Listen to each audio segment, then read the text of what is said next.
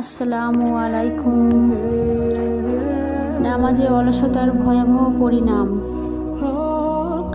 আল্লামা ইবনে হাজার মক্কি রাদিয়াল্লাহু তাআলা আনহু তার জাওয়াজির নামক গ্রন্থে উল্লেখ করেন যে জৈনক মহিলা নামাজে অলসতা করত এবং মাঝে মাঝে নামাজ কাজা করে দিত। একদা উক্ত মহিলার ইন্তেকাল হলে যথারীতি তাকে কাফন ও জানাজা দেওয়া হয়। তৎপর তাকে কবরে রাখার জন্য অন্য আরেকজনের সাথে তার ভাইও কবরে নামেন।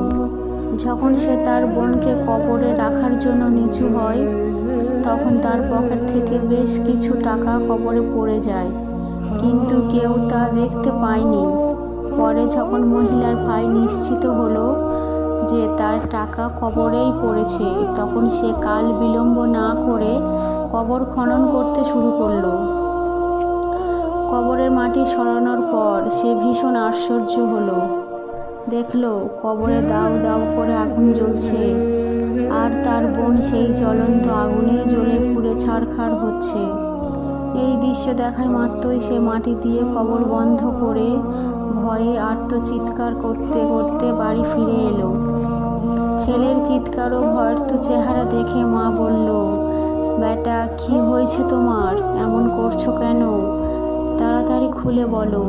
সে বলল, আম্মা, আমি তোমার মেয়ের কবরের মধ্যে জ্বলন্ত আগুন দেখে এসেছি।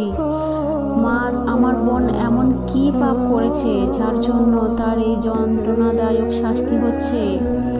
ছেলের কথা শুনে মায়ের দুচোখ বাঁধ ভাঙা জলস্রোতের মতো অশ্রুধারা নেমে এলো। গভীর বেদনায় তার সমস্ত হৃদয়কে আচ্ছন্ন করে ফেলল। রুমালে মুখ মুছলেন তিনি।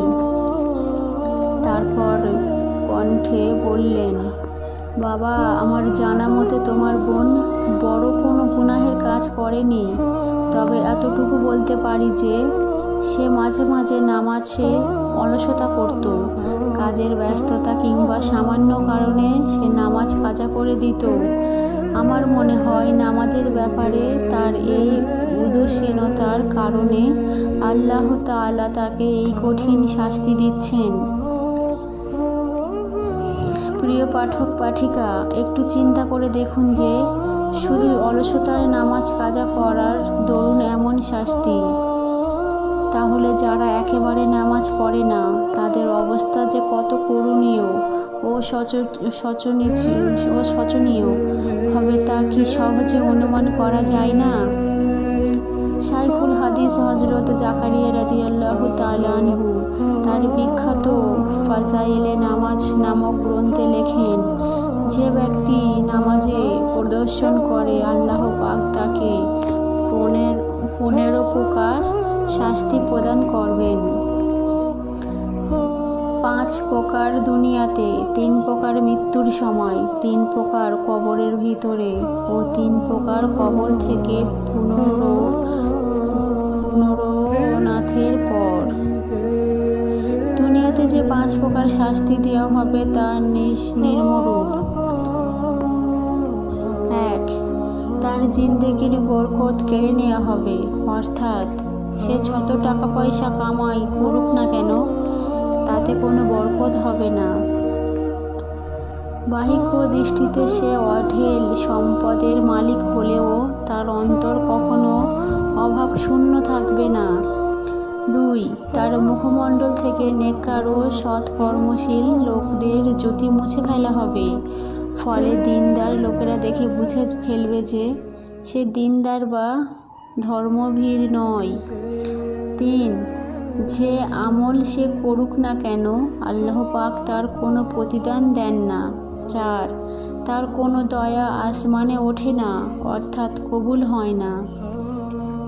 5. নেককার বান্দাদের দোয়া থেকেও সে কোনো ফল লাভ করে না, অর্থাৎ নিজে নামাজ না পড়ে শুধু দোয়া করলে কিংবা অন্যকে দিয়ে দোয়া করালে সেই দোয়া বিফলে যাবে। মৃত্যুর সময় যে 3 প্রকার আযাব দেওয়া হবে তা নিম্নরূপ। 1. সে বেহুজ্জতি ও অসম্মানের সাথে মৃত্যুবরণ করবে। 2. ক্ষুধার্ত অবস্থায় মারা যাবে। 3. পিপাসার্ত অবস্থায় দুনিয়া থেকে বিদায় নেবে। যদি বিশাল সমুদ্রের পানিও তাকে পান করানো হয় তবুও তার তৃষ্ণা মিটবে না।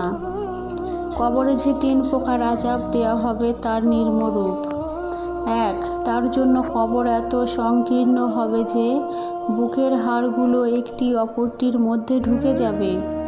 2.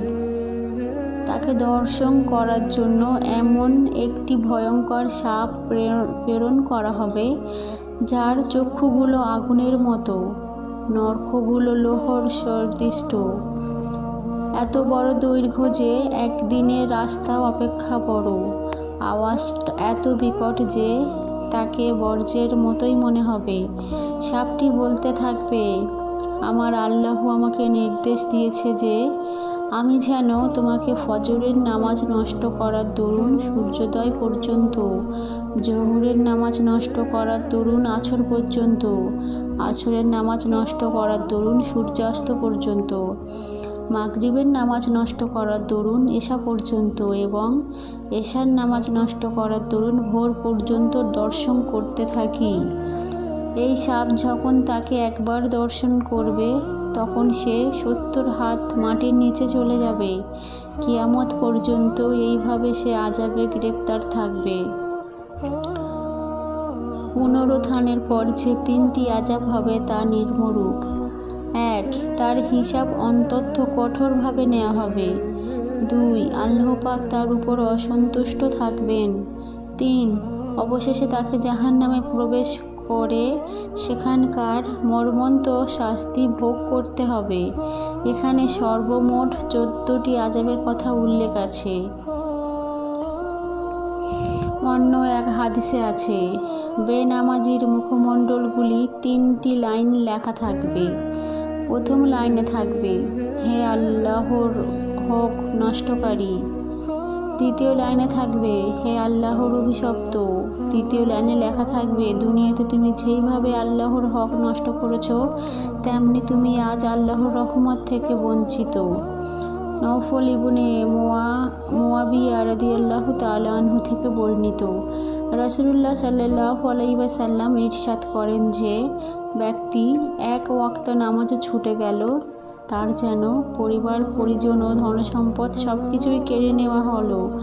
ইবনে হাব্বান, অর্থাৎ কোনো ব্যক্তি যদি সফর থেকে এসে দেখে যে জালিমরা তার সমুদয় ধনসম্পদ আত্মসাৎ করেছে এবং পরিবারের সবাইকে বন্দী করে নিয়েছে, তখন এই সর্বহারা লোকটি যে দুঃখ দৌনর সম্মুখীন হবে 1 ওয়াক্ত নামাজ নষ্টকারীর তদ্রূপ বিপদগ্রস্ত ও ক্ষতির সম্মুখীন হবেন। সম্মানিত ভাই ও বোনেরা, হাদিসের কিতাব সমূহে বেনামাজির কঠিন ও যন্ত্রণাদায়ক শাস্তির ব্যাপারেও অসংখ্য হাদিস বর্ণিত হয়েছে। আল্লাহ আমাদের 5 ওয়াক্ত নামাজ পড়ার তৌফিক দিন, আমিন। ভিডিওটি ভালো লাগলে অবশ্যই লাইক, কমেন্ট, শেয়ার করবেন। আসসালামু আলাইকুম।